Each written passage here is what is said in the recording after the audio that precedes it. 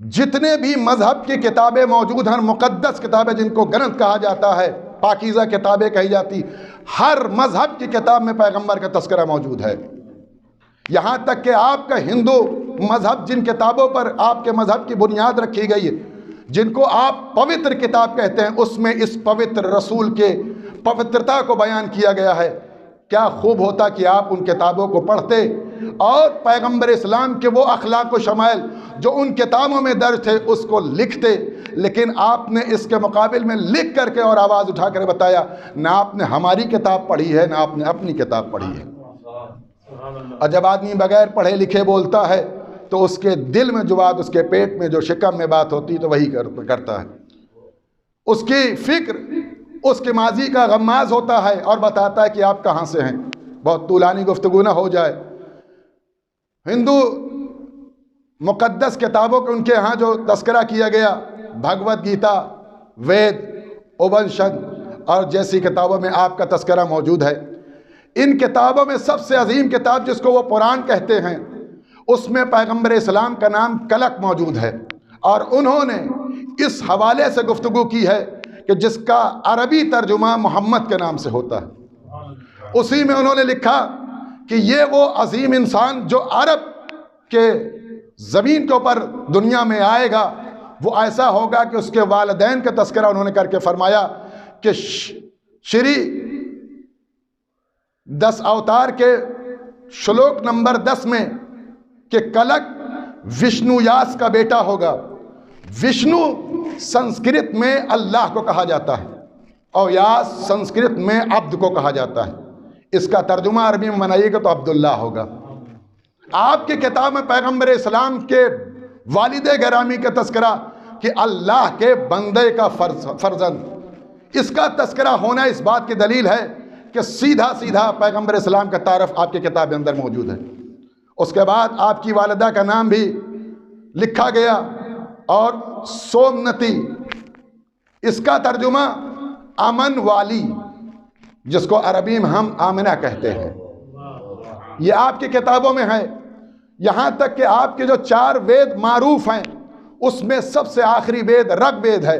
35 مقام پر پیغمبر اسلام کا تذکرہ کیا گیا ہے، اور اہل سنت کے بزرگ عالم دین جنہوں نے اپنی کتاب 1041 میں اس کتاب کو لکھا، میرات المخلوق، اور یہ کتاب اترکھنڈ کا ترجمہ ہے، جس کو بہت عرصے پہلے ہندوازم کے مذہب کی لکھی گئی تھی۔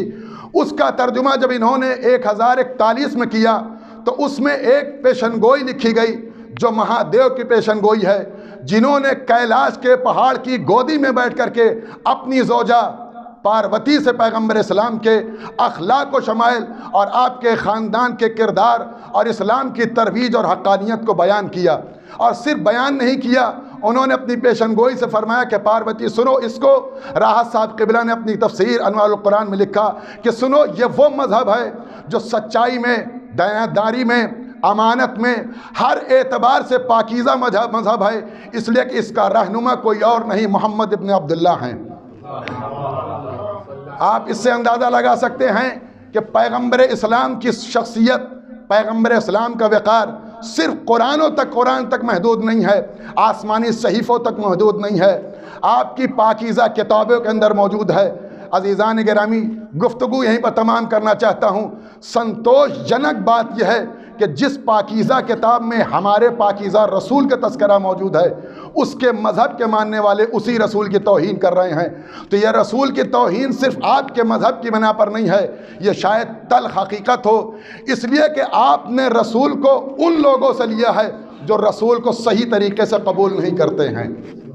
اگر رسول کو نہج البلاغہ کے آئینے میں دیکھا جائے، اگر رسول کو پیغمبر اسلام کی زندگی کو امیر المومنین کے اقوال کے روشنی میں دیکھا جائے، اگر رسول کو ائمہ ہدی علیہ السلام کے بیان و اقوال کے زندگی کے زیر اثر دیکھا جائے، تو وہ رسول جو تم نے دیکھا ہے وہ رسول تمہیں نظر نہیں آئے گا، بلکہ جو تمہاری کتاب میں سچائی لکھی گئی ہے وہی رسول نظر آئے گا۔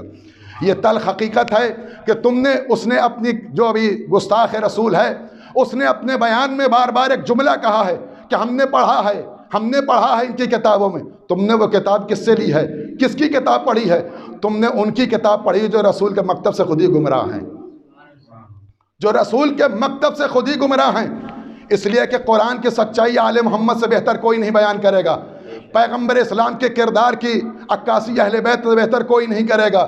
تم نے ان لوگوں سے لیا ہے، لہٰذا دین اگر لینا ہے تو گھر والوں سے لیا جاتا ہے، گھر کے باہر سے لوگوں سے نہیں لیا جاتا۔ آج بس آخری بات، آج جو کچھ بھی اہانت رسالت، اہانت قرآن ہو رہی ہے، اس کے کہیں نہ کہیں ذمہ دار تمام عالم اسلام کے مسلمان بھی ہیں۔ اس لیے ہیں کہ آپ کے ہاں وہ روایتیں موجود ہیں جس میں رسالت کی توہین کی گئی ہے، آپ کے ہاں وہ روایتیں موجود ہیں جس میں ام المومنین کے ذریعے سے پیغمبر کے کردار کشی کی گئی ہے۔ رنگیلا رسول یوں ہی نہیں لکھی گئی، رنگیلا رسول اس لیے لکھی گئی کہ آپ نے وہ ساری روایتیں لکھی ہیں پیغمبر سے جو پیغمبر کی رسالت اور ان کی اہمیت کو گھٹاتی ہیں اور توہین کرتی ہیں۔ لہذا آپ کو ان تمام روایتوں کو کنڈم کرنا پڑے گا، اور جو سچا دین رسول اسلام دو باتوں کی طرف اشارہ کر کے گئے کہ میں اس زمانے میں دو چیزیں چھوڑ کے جا رہا ہوں، ایک مقدس کتاب چھوڑ رہا ہوں، ایک اپنے اہل بیت کو چھوڑ رہا ہوں۔ تو اگر تمہیں اسلام لینا ہے تو صرف دو چیز جگہ سے مل سکتا ہے، ایک کتاب قرآن مجید ہے اور دوسرے معلم قرآن آل محمد علیہ السلام ہے جس کا وارث پردہ غیب میں موجود ہے۔ یہاں ایک بہترین قیادت کی ضرورت ہے، سچی قیادت کی ضرورت ہے، ایک امین کی ضرورت ہے، ایک ذمہ دار کی ضرورت ہے جو صداقت کے ساتھ، امانت کے ساتھ، سچائی کے ساتھ کردار رسول کو اپنے کردار میں ڈھال کر کے پیش کرے اور اس کو دیکھ کر کے مذہب جعفری کی عکاسی ہو سکے۔ لیکن مشکل یہی ہے کہ مصلی وہ بانٹ رہے ہیں جنہیں قبلے کا پتہ نہیں، چراغ وہ بانٹ رہے ہیں جنہیں روشنی خود نہیں دکھائی دیتی، خود اندھے ہیں۔ لہٰذا کسی ایسے شخص کو لایا جائے، ذمہ دار بنایا جائے جس کو قبلہ بھی معلوم ہو، آنکھیں بھی کھلی ہو، اس وہ کسی روشنی کا محتاج نہ ہو، وہ صرف اہل بیت کا محتاج ہو۔ وآخر دعوانا الحمدللہ رب العالمین۔